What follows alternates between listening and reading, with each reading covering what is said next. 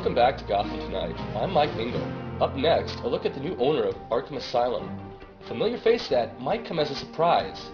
But first, a special report by Summer Gleason on the recent capture of the terrorist known as the Joker. In a night that had Gotham City locking its doors and barricading its windows, citizens can finally breathe a sigh of relief. For the moment. The apprehension of the Joker, or as the staff at Arkham Asylum has labeled him, patient 4479, was due to the valiant efforts of the Gotham City Police Department. What else is there to say? All right, the freak busted out, and the boys got in there, took him down. Now, if you'll excuse me, I'm going to get drunk. But in a city riddled with police corruption, it's difficult to find reassurance.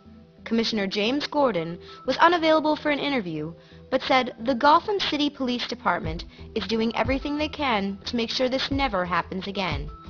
But where did it all begin? And what events led up to what some are calling the Wedding Day Massacre that left 8 dead and countless injured?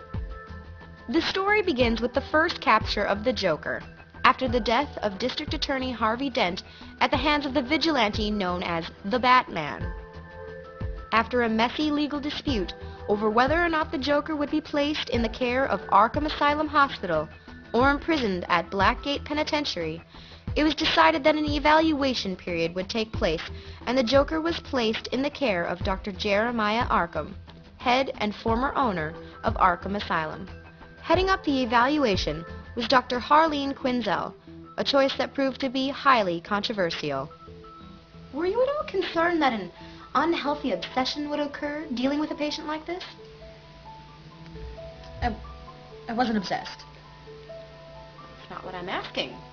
How could I have known that any of this would have ever happened? I was, and I still am, completely confident in my abilities as a psychiatrist. You've been accused of being a glory hound and inexperienced. In the light of what's happened to you, has it all been worth it?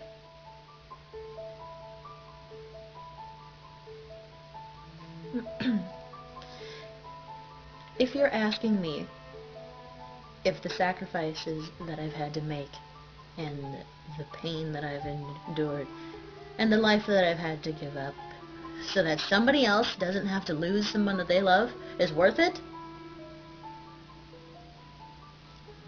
Yes, it's worth it. But others aren't quite so sure. Former lead psychiatrist Dr. Jonathan Crane, who was incarcerated himself at Arkham after his involvement in the terrorist attack on the Narrows a year ago, had this to say. Dr. Quinzel and I never did see eye to eye, and she wasn't ready for that sort of treatment. I don't say this about very many people, but patient 4479 scares me. Crane is currently in the process of an early release, made possible by his former colleague, Dr. Jeremiah Arkham. Dr. Arkham, a survivor of the incident, was unavailable for comment.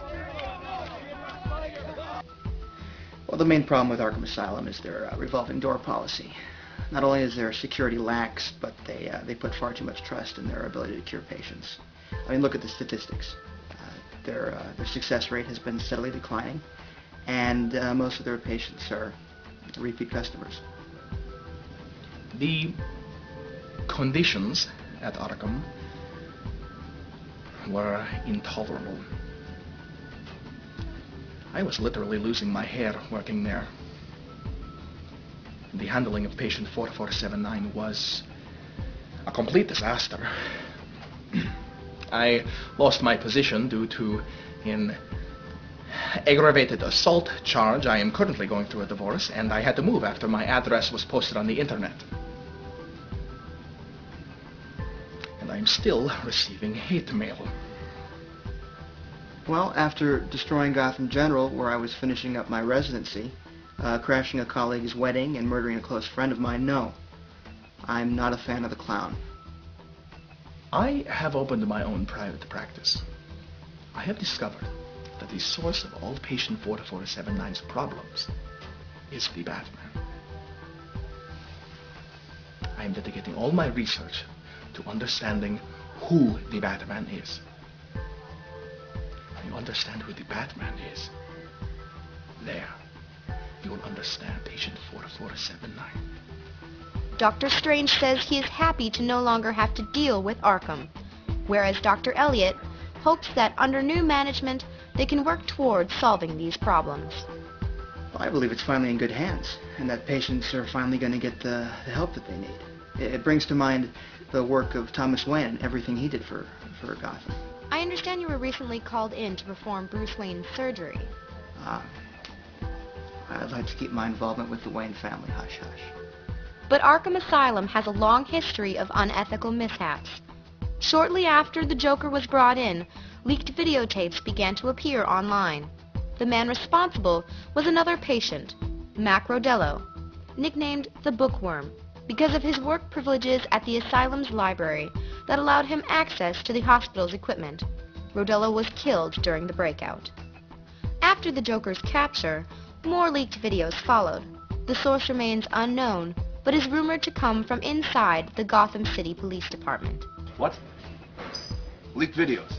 No, I'm dedicated to this police force, all right? I do my work, and I do it well, okay? Now, Unfortunately, no one was available for comment. No more questions. So how does one prevent this kind of thing from happening in the future? A former employee at Arkham, claiming to have been taken hostage by the Joker, has his own theory. For security reasons, he has been asked to be known as Lockup. Patient 4479 ruined my life. He came into my home in the middle of the night and beat me with a baseball bat, leaving me unconscious. Then he threw me down a flight of stairs. That part I don't remember, but I saw it on video. Then another man removed my clothes, and when I came to, they forced me to film these horrendous acts of violence, naked. After which, he put me in a dress and locked me in the sewers, where I was brutally attacked by some kind of creature. After being rescued by the Batman, the police surrounded me. They didn't believe any of my story and accused me of being intoxicated.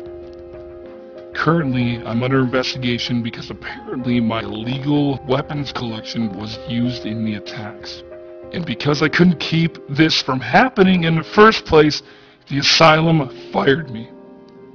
They are asking for trouble. Therapy doesn't work.